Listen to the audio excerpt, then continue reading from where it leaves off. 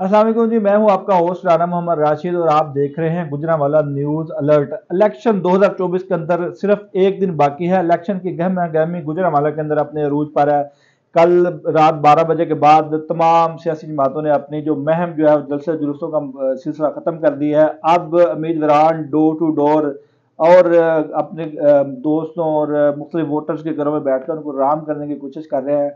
इस सारे प्रोग्राम पर, इस सारे तजिए और इलेक्शन पर बात करने के लिए आज के हमारे मेहमान प्रोफेसर मुमताज़ माहिर तालीम प्रोफेसर नदीम रियाज सेठी साहब हज़ारों तलबा के उस्ताद हैं। इनसे इनकी राय और इनका तजिया बड़ा जानदार और शानदार होता है। हमारे साथ प्रोफेसर नदीम रियाज सेठी साहब, बहुत शुक्रिया सर, आपने टाइम दिया। क्या देख रहे हैं, कैसा इलेक्शन होने जा रहा है? पुरअमन इलेक्शन होगा, लोग क्या सोच रहे हैं, किस तरफ लोग जा रहे हैं? बिस्मिल्लाहिर्रहमानिर्रहीम। पाकिस्तान में अब तक जितने भी इंतखाबात हुए हैं, ये इंतखाबात मैं उनका तकरीबन ऐनी शाहिद हूँ, लेकिन ये इंतखाबात पिछले तमाम इंतखाबात से बहुत से एतबार से मुनफरिद हैं। इस मरतबा उस तरह की गहमा गहमी रौनक इलेक्शन के अंदर जोश और बलबला जो है वो नज़र नहीं आया, इसलिए कि एक पार्टी जो है वो पहले से ये लोगों को यकीन दिलाती रही है कि साड़ी तो गल हो गई है। तो उन्होंने भी इतनी कोशिश नहीं की, ना कोई डोर टू डोर कंपेन उस अंदाज में हुई है, ना कारण मीटिंग्स हुई हैं। बड़े जलसे तो बराए नाम ही हुए हैं, और जो हुए हैं वो भी इंतहाई गैर मौसर। गुजरांवाला के अंदर जो नून लीग का जलसा था वो इंतहाई तादाद के अतबार से जो है वो बहुत कम था, और उससे तो ज़्यादा बेहतर जलसा सिराजुल हक साहब जो हैं वो उसी रोज़ उन्होंने किया, और उसमें तादाद कहीं ज़्यादा थी।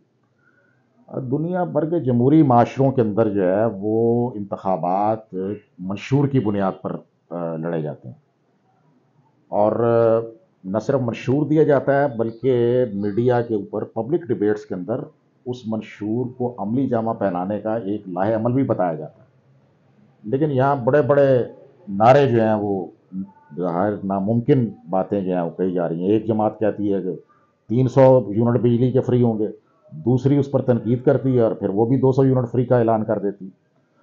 तो तालीम कार्ड, हारी कार्ड, मुख्तलिफ कार्ड्स की बात हो रही है, मकान जो है वो 30 लाख और इस तरह की बातें। ये सारे मंसूबे जो कल तक वो तनकीद करते थे तहरीक इंसाफ पर कि ये जो बातें कर रहे हैं ये नामुमकिन है और नहीं हो सकेंगी, आज खुद अपने मंशूर के अंदर वही बातें जो हैं वो उन्होंने की हैं, लेकिन उसका कोई हल जो है वो तरीक़ाकार नहीं बताया। तो मैं समझता हूँ पाकिस्तान के चौथा बड़ा शहर है, तो यहाँ के मकामी मसाइल हैं, ना यहाँ पर यूनिवर्सिटी है, ना यहाँ पर सेहत की कोई मुनासिब सहूलतें हैं, बच्चियों के लिए सरकारी स्कूल दस्तयाब नहीं है, उनको कई कई मील सफ़र करके जो है वो स्कूलों में जाना पड़ता है। तो यहाँ पर नून लीग ही हमेशा जो है वो बरसर इक़्तिदार रही है गुज़श्ता 35-40 सालों से, और उनके इसी पर बहुत बात एक में ये 35 साल हो गया मुस्लिम लीग नून है गुजरांवाला के अंदर बरसर इक़्तिदार है। यूनिवर्सिटी इन्होंने गुजरांवाला को नहीं दी, मोटरवे लिंक इन्होंने गुजरांवाला को नहीं दिया, दीगर साफ पानी का बहुत बड़ा मसला है। आप जिस इलाके में हम बैठे हुए हैं, ये फतोमैन मदीना कॉलोनी का ये सारा एरिया, ये सारा एरिया पानी के अंदर डूबा है। बिल्कुल खस्ता हाल सीवरेज है, यानी कि छोटी छोटी गलियां, पानी का सीवरेज का निज़ाम ही नहीं है। मुहतरम जनाब खुरम दस्तगीर साहब इस इलाके से जो है लड़ते रहे हैं, जो है वो बारहा वफाकी वजीर भी बने, उसके बावजूद ये इलाका पसमंदगी की उससे भी निचली सतह पर आ चुका है। मंशूर कोई नहीं दिया जा रहा। अबूरी हुकूमत ने यूनिवर्सिटी भी दे दी गुजरांवाला को, मोटरवे लिंक भी दे दिया, चिल्ड्रन हॉस्पिटल भी दे दिया। 35 सालों में ये नहीं दे सके, अब ये क्या आवाम के पास लेने जा रहे हैं? सिर्फ एक ही नारा उनको बताया जा रहा है कि साड़ी गल होगी। क्या इस बेस पर लोग इनको वोट दे देंगे? मैं समझता हूँ कि बात आप बिल्कुल सही कह रहे हैं।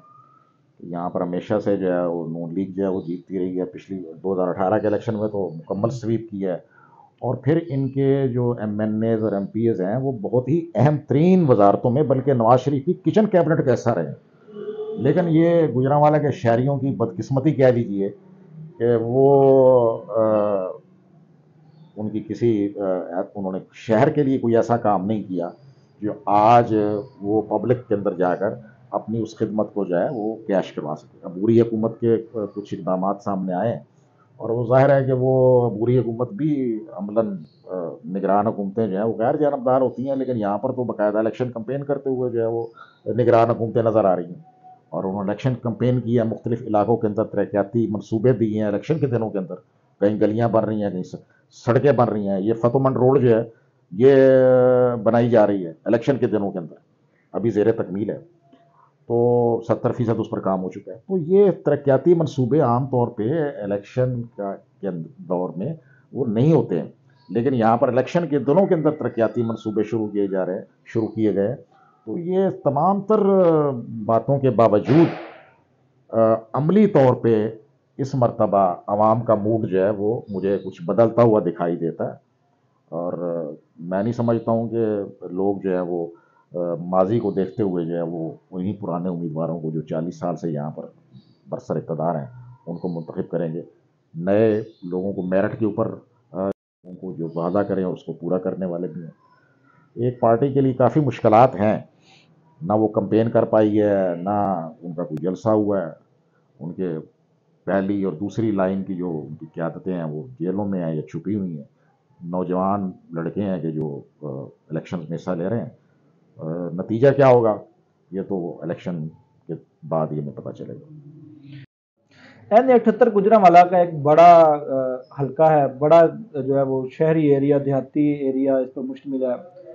سابق وفاقی وزیر خرم دستگیر خان صاحب نون لیگ کی طرف سے، جماعت اسلامی کی طرف سے حافظ امید الدین امان صاحب، گرین پارٹی کی جانب سے کامران اولخ ایڈوکیٹ اور دیگر ایک دو اور بھی تحریک انصاف کے حمایتی یافتہ عارف مبین عارف جٹ صاحب وہ بھی مد مقابلہ. کیا دیکھ رہے ہیں ان سب کے اندر کس کا مقابلہ جا رہا ہے، کوئی کون اپسٹ کرے گا؟ N78 میں خرم دستگیر خان جو ہیں وہ مسلم لیگ نون کے امیدوار ہیں، اور عارف مبین اور جو ہے وہ حمید الدین امان جو ہیں وہ بھی الیکشن میں لڑ رہے ہیں. اس مرتبہ جماعت اسلامی نے مختلف جگہوں پر بڑے اچھے اور باکردار اور صالح نوجوانوں کو جو ہیں وہ ٹکٹ الاٹ کیے ہیں، جس میں انیک رندھاوا جو ہیں پیپلز کالونی کے اندر سننے میں آ رہا ہے کہ وہ بھی بہت اچھا مقابلہ کر رہے ہیں. تو نون لیگ کے ماضی کے 35-40 سالوں کی جو ان کی کارکردگی ہے اس کے پیش نظر عوام کا موڈ جو ہے وہ بدلتا ہوا نظر آ رہا ہے، جس کا سب سے بڑا ثبوت ان کا وہ جلسہ بھی ہے جو کہ مکمل طور پر فلاپ ہوا اور بہت ہی کم تعداد جو ہے وہ اس میں شامل ہوئی. تو بظاہر نظر آ رہا ہے کہ مقابلہ گجرانوالہ میں اچھا خاصا ہوگا، بشرطے کہ جو ہے وہ شفاف اور ٹرانسپیرنٹ الیکشن ہوئے. تو اس مرتبہ کمپین اس انداز میں نظر نہیں آ رہی، لیکن جماعت اسلامی نے ڈور ٹو ڈور کمپین کی ہے اور تحریک انصاف کے لوگ جو ہیں وہ بھی گلی محلوں کے اندر جو ہے کچھ نہ کچھ کام کرتے نظر آئے ہیں. تو امید ہے کہ انشاءاللہ الیکشن میں اچھا مقابلہ ہو. نون لیگ کا مقابلہ کس سے دیکھ رہے ہیں؟ تحریک انصاف کے حمایتی یافتہ، جماعت اسلامی یا گرین پارٹی، یا ان کی اپنی پالیسیز؟ نون لیگ کا مقابلہ جو ہے وہ تو ظاہر ہے کہ پورے پاکستان کے اندر مقابلہ تو بڑا واضح ہے کہ وہ نون لیگ اور تحریک انصاف کے افراد کے درمیان ہے. اگرچہ وہ آزاد امیدوار کے طور پہ مختلف جگہوں سے حصہ لے رہے ہیں، لیکن اس کے باوجود عمران خان کا جو قسمہ ہے وہ اس کی وجہ سے لوگ ان کے ساتھ زیادہ مقابلہ تو بہرحال ان دو کا ہی ہے. لیکن بعض حلقوں کے اندر جماعت اسلامی کے لوگ بھی اس بار نظر آ رہے ہیں کہ وہ مقابلے میں شامل ہیں، جن میں نے بتایا ہے کہ پیپلز کالونی کا جو انیک رندھاوا صاحب کا حلقہ ہے اس میں ان کی اچھا انہوں نے کام کیا ہے، کافی محنت کی ہے. حمید الدین امان جو ہیں وہ بھی ان کے والد گجرانوالہ کے معروف عالم دین تھے اور انتہائی نیک افراد میں سے تھے. میں نے خود قرآن پاک کا ترجمہ ان سے پڑھا ہے. تو اچھے اور نیک سارے لوگ انہوں نے کھڑے کیے ہیں. اچھا، اس میں ایک بات یہ ہے کہ میں بھی بڑا آبزرو کیا ہے کہ گجرانوالہ کے اندر ایک مذہبی شہر کہا جاتا ہے گجرانوالہ کو، اس کے باوجود مذہبی جماعتیں یہاں سے کوئی اپسٹ نہیں کر پاتی، کوئی جیت نہیں پاتی. کوئی ایک سیٹ بھی مثلا سے 2002 کے اندر ایک نکالی تھی، وہ بھی سب نے مل کر، نہ اس سے پہلے اور نہ اس کے بعد. یہ کیا وجہ ہے؟ لوگ مذہبی جماعتوں کو کیوں نہیں ووٹ دینا چاہ رہے؟ یہ سوال آپ نے بہت ہی اہم کیا ہے. کہ گوجرانوالا کا تشخص ایک مذہبی شہر کا تشخص ہے. یہاں پر بہت بڑے علماء کرام جو ہیں پیدا ہوئے، جن میں مولانا چراغ صاحب کا نام شامل ہے، اور مولانا اسماعیل سلفی جو ہیں وہ بھی بڑے اہم.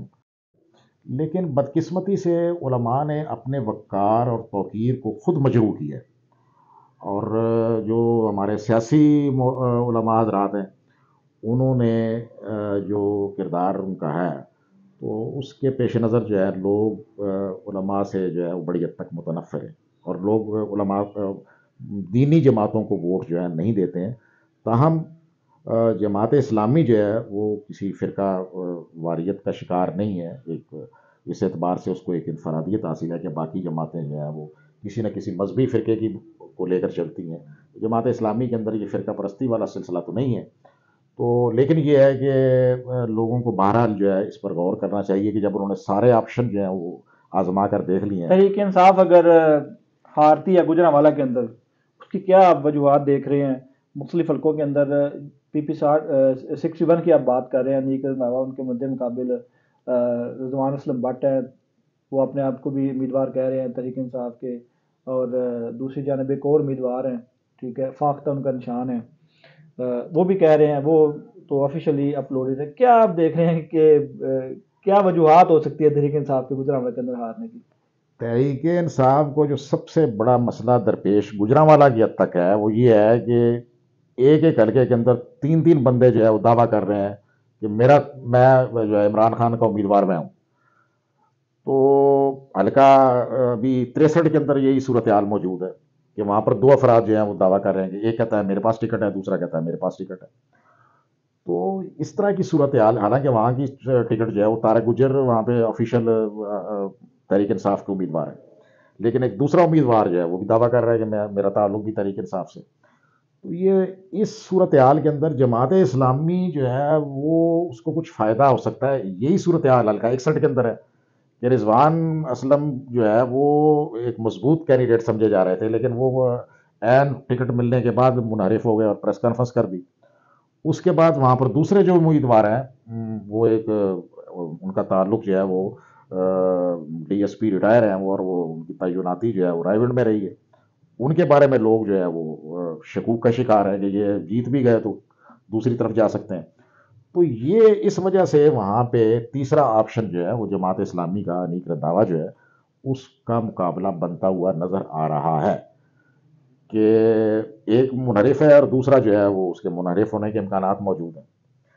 تو بہرحال یہ الیکشن میں سمجھتا ہوں کہ سپریم کورٹ نے جو فیصلہ کیا ہے انتخابی نشان کی واپسی کا، یہ اور کچھ بھی ہو جمہوریت کے لیے یہ بہت بڑا نقصان اور جمہوریت کا قتل عام ہے، کیونکہ اس سے جو ہے کرپشن اور لوٹا کریسی اور عوام کے مینڈیٹ کو جو ہے وہ بیچنا، اور آزاد امیدوار جو ہیں وہ اپنے مینڈیٹ کو بیچیں گے تو ایک منڈی لگ جائے گی یہاں پر. تو یہ بڑا ہی تکلیف دہ اور نقصان دہ ہے.